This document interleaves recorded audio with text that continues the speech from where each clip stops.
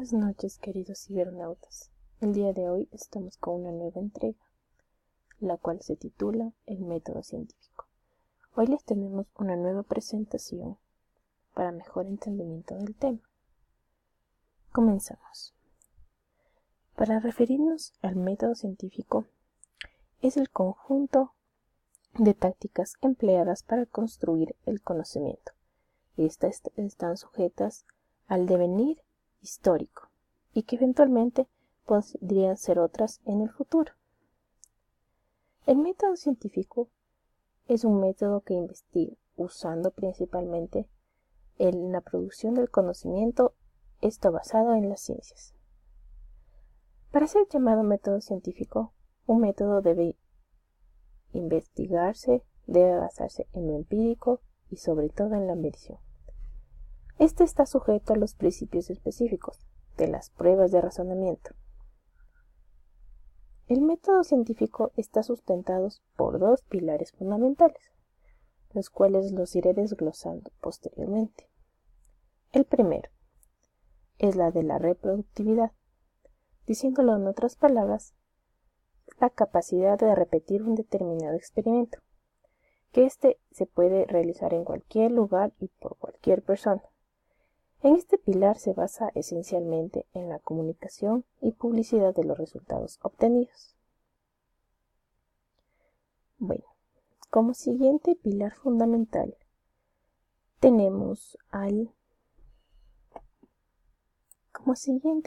tenemos la refutabilidad, que es decir, que toda posición científica tiene que ser susceptible de ser falsa o de ser refutada.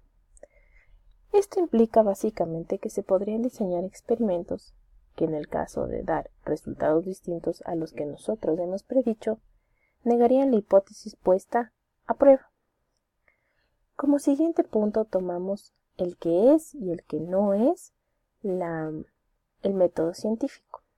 Como primero, el método científico sí es un método no dogmático, ya que éste se basa en leyes deducidas por el hombre, y no en principios supuestamente que son revelados.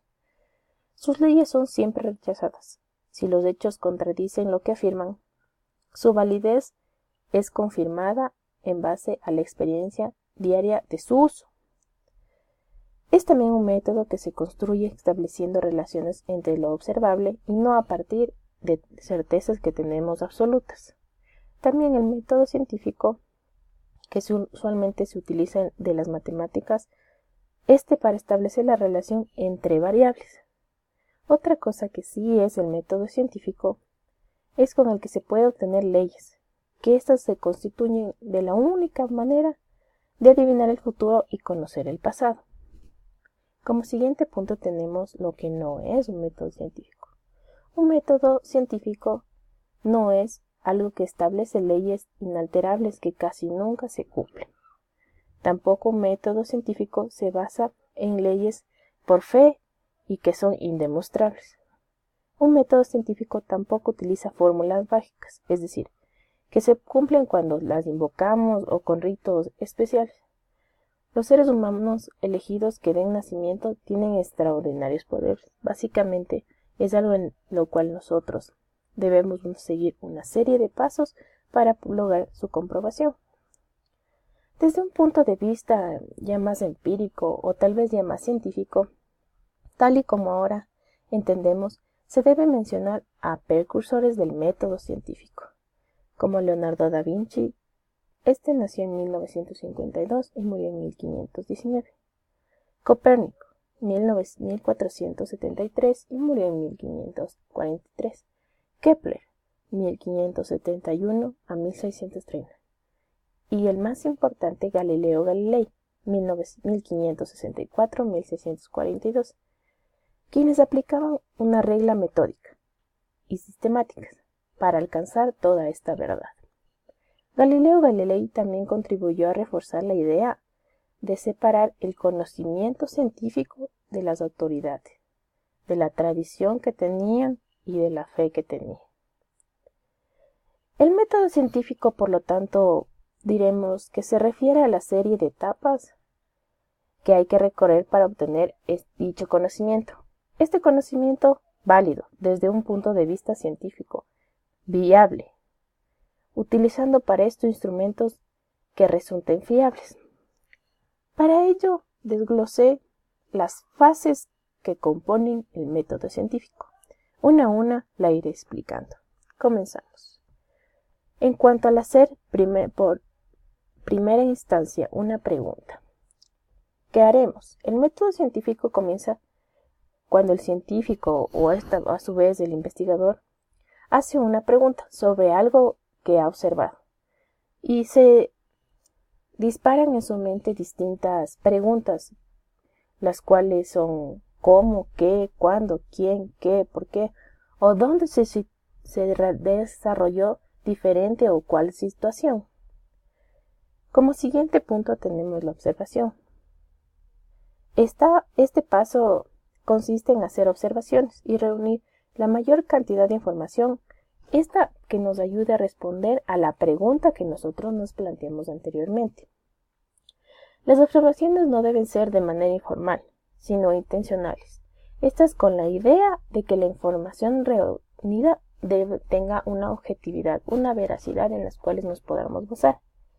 La recolección sistemática y cuidadosa de mediciones y datos en las diferentes entre pseudociencias como la alquimia y la ciencia y como la química y la biología. Como siguiente punto tenemos el planteamiento de la hipótesis. Una hipótesis es una afirmación que puede usarse para predecir el resultado de futuras observaciones. La hipótesis nula es un buen tipo de hipótesis para comenzar la investigación.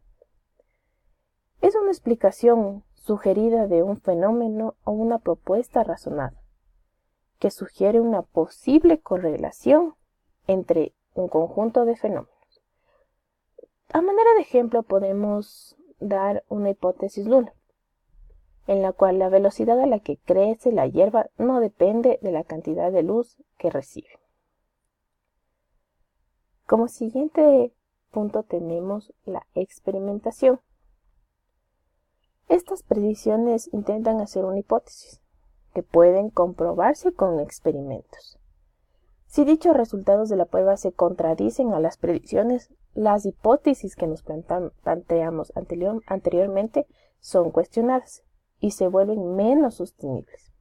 Si los resultados experimentales confirman las predicciones, entonces se considera que las hipótesis son más correctas, pero estar equivocadas y seguir sujetas a nuevas de estas pruebas. El control experimental es, una técnica para tratar el error en la observación. Esta técnica utiliza el contraste entre múltiples muestras o a su vez en observaciones, bajo diferentes condiciones para ver qué varía o qué sigue siendo el mismo. Como manera de ejemplo para probar la hipótesis de manera nula, la tasa de crecimiento de la hierba no depende de la cantidad de luz, dicho anteriormente. Habría que tener hierba que no está expuesta a la luz.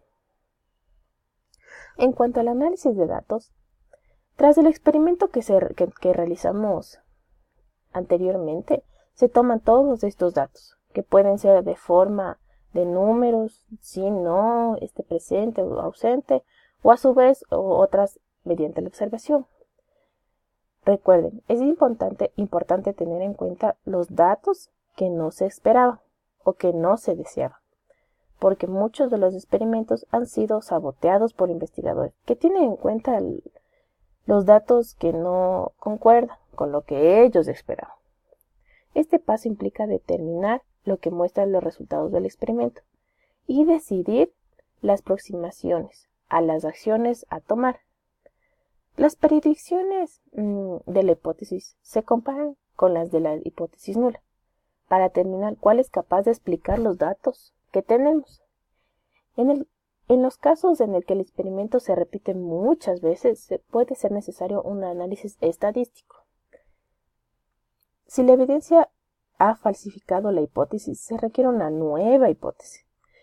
Si el experimento apoya la hipótesis, pero la evidencia no es suficientemente fuerte, deben probarse otras predicciones de la hipótesis. Una vez que la hipótesis está fuertemente respaldada por toda la evidencia que tenemos, se puede pedir una pregunta para proporcionar nada más información sobre el mismo tema. Al momento de rechazar o aceptar datos de la hipótesis, para muchos expertos las conclusiones se forman sobre la base de un análisis informal de los datos. Simplemente preguntar, ¿los datos encajan en la hipótesis? Es una manera de aceptar o rechazar dicha hipótesis. Pero, sin embargo, es mejor aplicar un análisis estadístico a los datos. ¿Por qué? Para establecer un grado de aceptación o a su vez de un rechazo. En caso de ejemplificación, las matemáticas también son útiles para poder evaluar los efectos de los errores de la medición y a su vez otras incertidumbres que un experto necesite en los experimentos. Si se acepta la hipótesis, no está garantizado del todo que sea la hipótesis correcta. Esto solo significará que los resultados del experimento apoyan a la hipótesis. Esto es posible duplicar el experimento y obtener resultados diferentes la próxima vez que lo realicemos. También puede que la hipótesis explique las observaciones, pero es la explicación incorrecta. Si la hipótesis es totalmente rechazada, puede ser el final del experimento o a su vez, si se lo requiere, volver a realizar. Si se vuelve a realizar el proceso, se tendrá más y más observaciones de los datos. Existen, sin embargo, métodos que pueden considerarse generales para todas las ramas de la ciencia, en tanto que son procedimientos que se aplican en las distintas etapas del proceso de investigación, con mayor o menor énfasis según corresponda. Estos métodos son análisis y la síntesis, la inducción y la deducción. Bueno, queridos cibernautas, el día de hoy esperamos haber despejado una duda durante lo que tenían del método científico. Los espero para una próxima entrega y un nuevo video. Muchas gracias y hasta una nueva entrega.